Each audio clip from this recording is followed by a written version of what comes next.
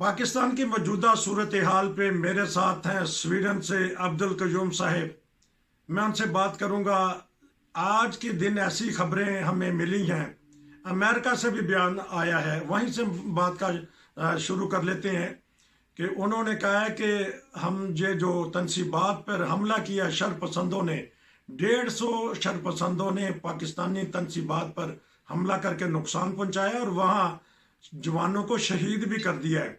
आया हुकूमत पाकिस्तान ने इस खबर को क्यों छुपाया और अमेरिका ने इसको क्यों जाहिर किया, इसके ऊपर बात करेंगे। और जो मामला चल रहे हैं सियासी पार्टी में टूट फूट की जा रही है, 3 दर्जन के करीब जो सियासी रहनुमा हैं उन्होंने डर के इमरान खान के मुताबिक उनको धमकियां दी गई, उन्होंने पार्टी छोड़ दी। मैं उनसे पता करूंगा। जी अस्सलाम वालेकुम।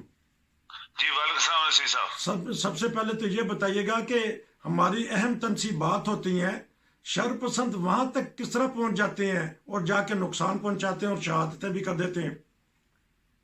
आप नसीर साहब, आप हैरान होंगे, ये बात बड़ी, आपने 1 करोड़ रुपए का सवाल किया है।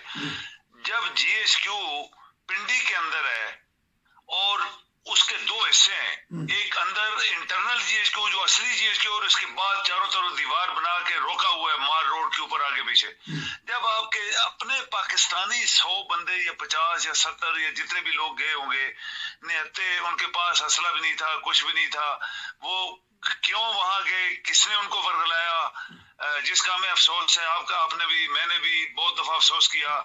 और उन अपने बंदों को ना आपकी पुलिस रोक सकी और ना फौज की जो जीएचक्यू के बाहर गार्ड लगी होती है। मैंने खुद देखा, मैं एक दफा जा रहा था मार रोड से, तो कितने फौजी मशीन गन्ने उठा के कॉर्नर्स के ऊपर खड़े थे।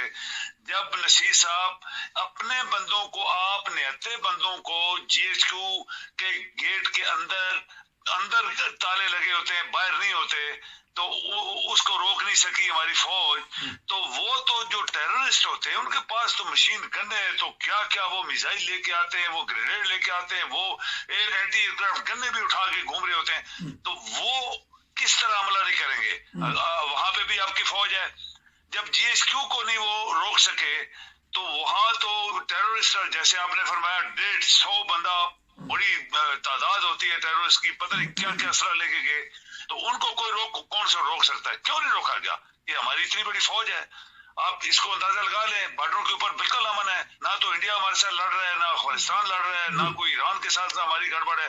तो ये क्यों सब कुछ हो रहा है?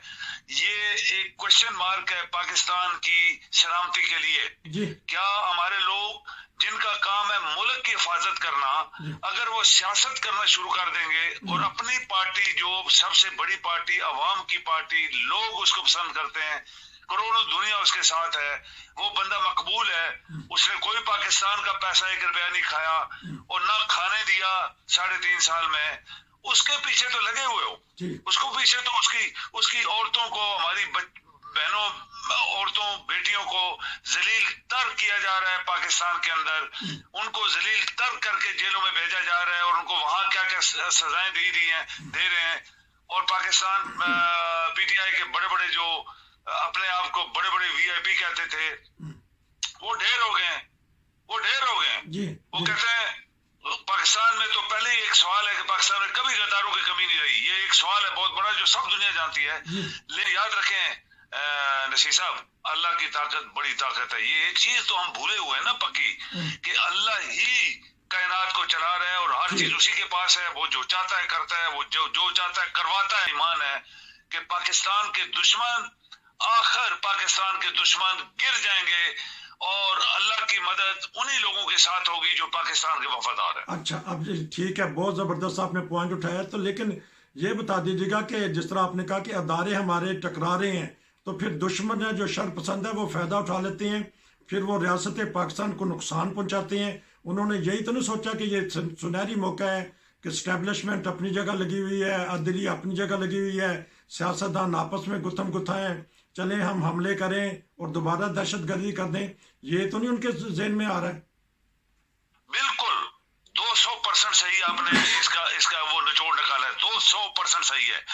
जब एक घर के अंदर, छोटा सा घर, बहन भाई, माँ बाप आपस में लड़ रहे होते हैं, جی تو پھر ہمسائے اور آپ کے دشمن صحیح فائدہ اٹھاتے ہیں، پھر جی وہ اس کو ان کو ورگلا کے قتل و غارت کرواتے ہیں. پھر یہی بات پاکستان میں ہو رہی ہے. جب ہمارے ان کو پتا ہے کہ سیاستدان کرسی کے لیے لڑائی کر رہے ہیں، آپ کی اسٹیبلشمنٹ ان کے ساتھ مل گئی ہے اور اپنے لوگوں کو اریسٹ کروا کے تو مار کٹوائی کر رہے ہیں، ان کی عزتیں لوٹ رہے ہیں، ان کی عزتیں مٹوا رہے ہیں، سب کچھ کر رہے ہیں. تو دشمن تو آپ کے دنیا میں بہت ہے نا. آپ کے دشمن تو بول کے نہیں آپ کے اوپر حملہ کریں گے، وہ تو سچویشن کو دیکھ کے حملہ کر رہے ہیں. ان کو پتا ہے کہ پاکستان میں کیا ہو رہا ہے. تو پاکستان کے اندر یہ جتنی ٹیررزم شروع ہوئی ہے، یہ صرف سیاسی ماحول کو دیکھ کے لوگوں نے کیا، اور اس سے بڑے بڑے اٹیک ہونے والے ہیں. میں آپ کو ابھی بتا دیتا ہوں، اس کے بعد بڑے بڑے پاکستان کے اوپر اٹیک ہوں گے.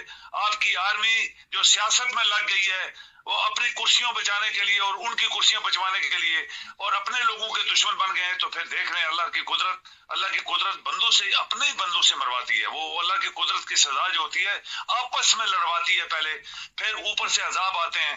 تو یہ جو کچھ پاکستان میں ہو رہا ہے، میرے خیال میں اللہ تعالیٰ کی ذات سے ڈر جانا چاہیے اور اپنے لوگوں کو جس طرح ظلم کے عورتوں مردوں کے ساتھ ظلم ہو رہا ہے، یہ بند کریں، اللہ سے ڈریں، کیونکہ اللہ کی طاقت ہی سب سے بڑی ہے. دنیا میں جو بڑے بڑے عذاب آتے ہیں وہ اللہ ہی لاتا ہے، بندہ تو لا نہیں سکتا. اور یہ کرسیاں ان کی ادھر ہی رہ جائیں گی.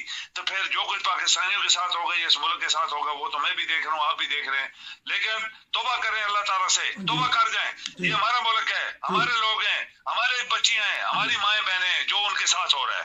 اچھا، آخر میں 2 منٹ کا، کیونکہ پکڑ دکڑ ہو رہی ہے، تو جب تک کہ یہ اسلامی قانون بھی ہے، انٹرنیشنل قانون بھی ہے، جب تک کہ جرم ثابت نہ ہو جائے تو اس سے زیادتی نہیں کی جاتی. تو دیکھنے میں آیا ہے کہ جو پولیس کی ویگن ہے، قیدیوں کی ویگن ہے، اس میں خواتین کو بھی اور مردوں کو بھی جانوروں کی طرح ٹھوسا جاتا ہے اور 1.5-2 گھنٹے اس میں رکھا جاتا ہے. وہ بیچارے جالی سے جھانکتے ہیں. تو اس بارے میں بتائیے گا کہ حکومت کو کیا کرنا چاہیے، جو بھی ادارے ہیں بڑے، ان کو کیا کرنا چاہیے کہ جن کو پکڑا جاتا ہے وہ مجرم نہیں ہوتے، وہ صرف الزام ہوتا ہے. الزام عدالت نے فیصلہ کرنا ہوتا ہے. تو اس سے پہلے قیدیوں سے کیا کرنا چاہیے، قیدیوں سے مطلب جن کو پکڑا گیا ہے. جی یہ نصیر صاحب، عرض یہ ہے کہ اسرائیل آپ کے سامنے ہے، جی جو اسرائیل میں ہوتا ہے مسلمانوں کے ساتھ. جی انڈیا میں جو کشمیر میں ہو رہا ہے وہ آپ کے سامنے ہے. باقی ملکوں کے اندر جو کچھ ہو رہا ہے وہ آپ کے سامنے ہے. یہ پاکستان جو اسلام کے نام پہ بنایا گیا تھا، وہ بنانے والوں کو تو انہوں نے اڑا دیا تھا نا 2-3 سال کے اندر. جنہوں نے اصل پاکستان بنایا تھا وہ تو بچے نہیں. اس کے بعد پھر آپ کو پتہ ہی ہے، بڑے بڑے ڈاکو تو کیا کیا آتے گئے، پھر مافیاز آ گئے، پھر فاسسٹ آ گئے، پھر منی لانڈر آ گئے، انہوں نے قبضہ کر لیا. آج جو کچھ ہو رہا ہے، یہ کہیں اسلامی تاریخ میں اس طرح نہیں ہوتا، کبھی بھی نہیں ہوا کہ ایک اسلامک ریپبلک پاکستان جس کا نام صرف رکھا ہوا ہے، نہ اسلام ہے اس کے اندر، نہ اس کی جمہوریت ہے، نہ اس کے اندر انصاف ہے. تو جو ہماری بچیوں کے ساتھ ہو رہا ہے، ہمیں افسوس ہے، ہمارا منہ کالا ہو رہا ہے. آپ کے ملک کے اندر 20 کروڑ 22 کروڑ لوگ رہتے ہیں نصیر صاحب، وہ کدھر ہیں؟ 22 کروڑ لوگ زندہ ہیں وہاں پہ اندر رہ رہے ہیں. ان کی کیا آنکھیں، کان، دماغ، دل کیا بند ہو گیا ہے؟ اللہ تعالیٰ نے بند کر دیا، کالا کر دیا، اس کو بند کر دیا ہے، تالا لگا دیا ہے. یہ تب سب کچھ ہو رہا ہے. ورنہ میں نہیں مان سکتا. حکومت کو چھوڑیں، حکومت میں جو لوگ بیٹھے ہیں ان کا کردار ہی نہیں ہے، وہ تو بڑے بڑے ڈاکو ہیں. لیکن آپ کی اسٹیبلشمنٹ کیوں ان کا سپورٹ کر رہی ہے؟ کیوں ملک کی نہیں کر رہی، عوام کی نہیں کر رہی، عورتوں کی نہیں کر رہی، بچیوں کی نہیں کر رہی؟ ہماری بچیاں ہیں، ان کی عزتیں لوٹی جا رہی ہیں، ان کی عزتیں گرائی جا رہی ہیں، ان کا منہ کالا کیا جا رہا ہے. دنیا تماشا دیکھ رہی ہے. یہ میں آپ کو بات بتاؤں، دنیا صرف تماشا دیکھ رہی ہے. اور یہ جو ایک آپ کہیں کہ جیسے آپ نے کہا وہ جو ٹیررسٹ نے حملہ کیا، وہ اسی کا نتیجہ ہے. وہ دیکھ رہے ہیں یہ تو آپس میں مر رہے ہیں، تو ہم کیوں نہ ان کو مارے ہیں ابھی؟ تو یہ اس طرح کی اور بہت سارے حالات پیدا ہونے والے ہیں. آپ کی خاموش اسٹیبلشمنٹ خاموش ہے، بڑے بڑے ادارے خاموش ہیں، اپنے لوگوں کو ہم مار رہے ہیں. تو میرے خیال میں پھر جب کہتے ہیں کہ جب انسان خود ہی اپنے آپ کو مارتا ہے تو پھر اس کے بچنے کے چانس جو ہوتے ہیں بڑے کم ہوتے ہیں. پھر بہت شکریہ ناظرین. اگر یقین نہیں آتا تو کل جو محترمہ شیریں مزاری کی پریس کانفرنس دیکھ لیں، ان کی باڈی لینگویج دیکھ لیں، ان کا رونا دیکھ لیں، خود احساس ہو جائے گا کہ کون ان کے اوپر دباؤ ڈال رہا ہے، کس طرح انہوں نے 12 دن گزارے ہیں قید میں، کس طرح ہماری خواتین کے ساتھ کیا جاتا ہے. یہ ہماری سیاست کے لیے، یہ ہماری ریاست کے لیے درست نہیں ہو رہا، اسی کی طرف تو ہمارے عبدالقیوم صاحب بار بار توجہ دلاتے ہیں کہ اگر ریاست بچانی ہے، سیاست بچانی ہے، تو ایسے کام کرنے پڑیں گے جس میں سب کو حقوق دینے پڑیں گے۔ آپ کا بہت شکریہ کہ آج آپ نے پھر وقت دیا، آپ وقت نکال دیتے ہیں میرے لیے، کیونکہ آج کل ماحول ہی ایسا ہے کہ ہر کوئی چیخ اٹھا ہے کہ پاکستان کے حالات کو بدلنا پڑے گا، پھر ہماری قوم آگے بڑھے گی انشاءاللہ۔ پھر دوبارہ ملیں گے، نصیر کو اجازت دیجیے۔ آپ کا بھائی جان بہت شکریہ، السلام علیکم۔